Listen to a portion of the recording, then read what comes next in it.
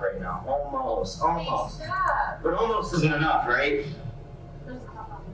Oh, there's a cop out there. I'm so scared. What's up? What's up, Ryan? Can someone talk to me? Alright, who wants some beef? Who wants some beef? Alright, if there's just one of you, then I'll fight you. But if there's more than one, I'll shoot. What's up? What's up? I'm crazy. Guaranteed. Guaranteed crazy. On the 26th of August 2018, the gaming bar Good Luck Have Fun in Jacksonville, Florida was holding a Madden NFL tournament. It was day 2 of the competition and the venue was packed with over 150 competitors and spectators filling the space. The whole thing was also being streamed live on Twitch to a global audience. Unbeknownst to everyone watching, the live stream was about to come to a sudden, tragic end. At around 1:30 p.m., an armed man entered the building out of nowhere and opened fire into the crowd. The live camera feed just happened to cut to full-screen gameplay just a second before the incident, but viewers could still hear the gunshots ringing through the crowded room. Inside the bar, everything descended into chaos within seconds. Some players dropped their controllers and tried to find cover under the small tables, while others tried to make their way to the exits. Unfortunately, it was a small venue with equipment and clutter everywhere, making it near impossible to get out quickly. Luckily, the firefighters union was training in the area when the attack happened, allowing them to reach the site in just 2 minutes after the first 911 call at 1:34 p.m. They provided critical first aid to the victims who managed to escape the building, but they couldn't go inside to look for more survivors. They were completely unarmed, and while the shooting had stopped by then, the suspect was likely still inside. Fortunately, the police arrived just a few minutes later. They began sweeping the building immediately to find and apprehend the attacker before he caused any more harm. By the time officers reached the tournament venue, however, he was no longer breathing. Inside, officers found the remains of 3 people, 2 of which belonged to the victims, 22-year-old Elijah Clayton and 27-year-old Taylor Robertson. The third person in the room was the attacker, who turned his weapon on himself after committing the crime. However, what surprised investigators even more was when they ran an ID check on him and discovered who he was. As it turned out, the attacker was 24-year-old David Katz, a professional Madden player who was competing in the same tournament just 5 minutes before the incident. This left investigators wondering how the situation got out of control so quickly. But the more they learned about David, the more it all made sense. He was born as the second son of a highly educated and stable family. His father, Richard, was a NASA engineer, while his mother, Elizabeth, worked as a toxicologist for the U.S. Food and Drug Administration. Unfortunately, David suffered from mental health issues ever since he was just 9 years old, which became a major point of contention between his parents. Elizabeth wanted to give him antipsychotic medication like Risperdal, while Richard was completely against the idea. This disagreement became one of the reasons behind their divorce in 2007, when David was just 14 years old. His custody was granted to Elizabeth, and that's where everything went wrong. David spiraled out of control after the divorce and locked himself in his room. He missed long stretches of school, and when he did attend, he stayed quiet and avoided interacting with his classmates. Instead, he spent most of his time playing competitive games like Madden in his room, which later paved the way for a professional career. However, his mental health also kept getting worse during this time. He was prescribed antidepressants by a psychiatrist and was also sent to mental health facilities on 2 different occasions. And unfortunately, he didn't have the best time living with his mother either, with him even sending a handwritten letter to a judge to request a change of custody after his 16th birthday, stating, "Today is my birthday and I'm turning 16 years old. I live with my mom and have been wanting to live with my dad. My mom is pretty crazy. She's called the police on me about 20 times for pretty much nothing, like coming home a little late or something. She also gets drunk and starts yelling at me and poking me and doesn't leave me alone and always takes my stuff because she feels like it. She has twice sent me to mental hospitals and once to a wilderness therapy program for no significant reason. I also can never talk to her anymore because I hate her more than anything in the world." All of these problems left David with deep-seated mental health issues that persisted as he became an adult. He came across as extremely standoffish and rarely got along with other pros in the competitive Madden community. His relationship with Elijah was especially bad, with the 2 often clashing with each other at tournaments. Elijah also posted David's Madden strategy guide online for anyone to download for free, which only made David feel more resentful. This all came to a head on August 26, 2018, when, after losing to Elijah, David stormed out of the building and returned a few minutes later with his firearm. David had brought his guns with him on the trip, so it's unclear if the attack was premeditated or a spontaneous reaction to the loss. One thing that was clear, however, was that Elijah was his primary target. Viewers of the live stream even saw a laser hitting Elijah's chest moments before David opened fire. Besides Elijah and Taylor, David injured 10 other people during the attack. Fortunately, none of these other victims' injuries were fatal, and they all managed to survive without any lasting physical harm. The Katmai National Park in Alaska is home to dozens of strategically placed cameras to observe the local brown bear population. Feed from these cameras is also live streamed on the internet, mainly for education and entertainment.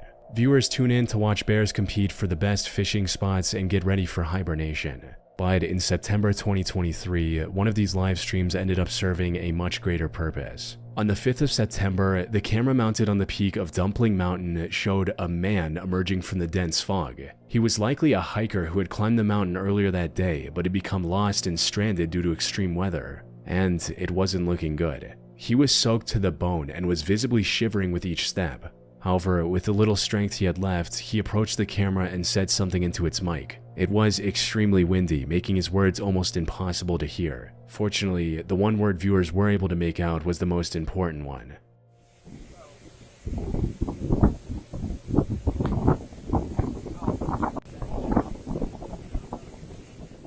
Viewers contacted Explore.com, the company that operates these wilderness cameras, prompting an immediate search and rescue mission for the hiker. But here's the thing, this whole incident was nothing short of a miracle.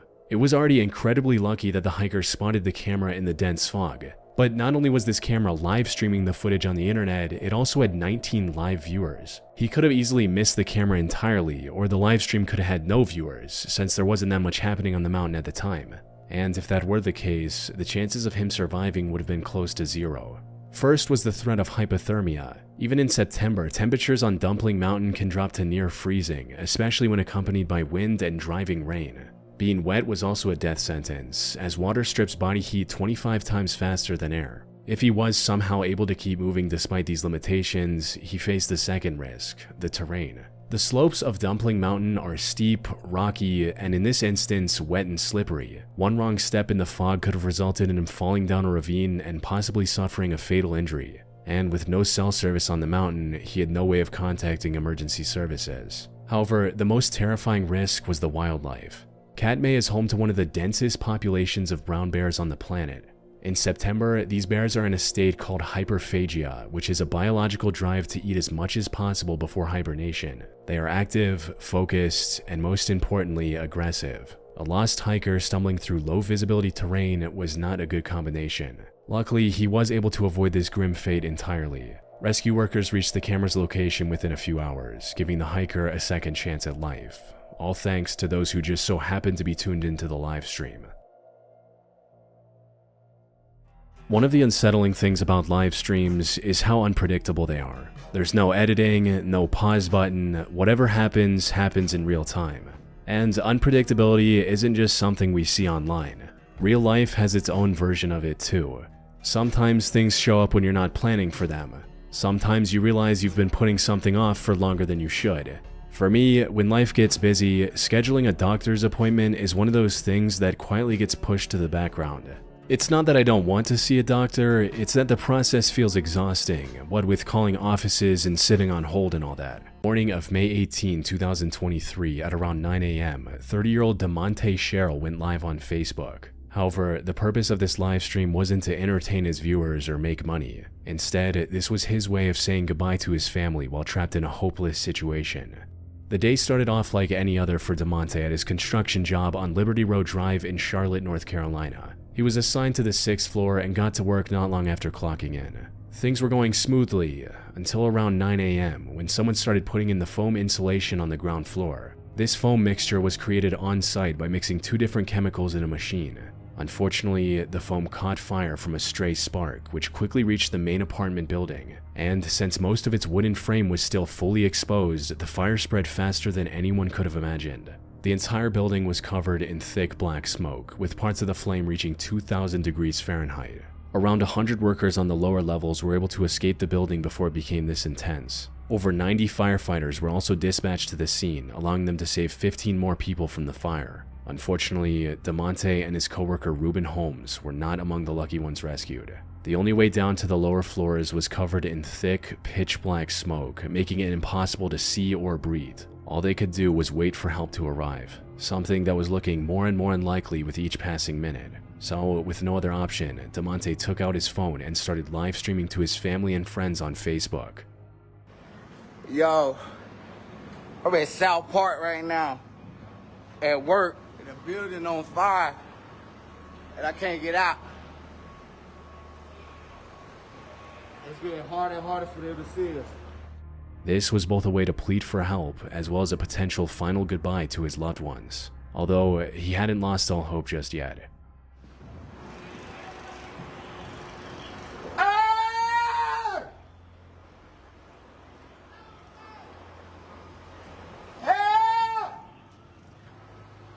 Somebody send help. We're at South Park. Help! Sadly, the fire surrounding DeMonte and Ruben was too strong for firefighters to do anything.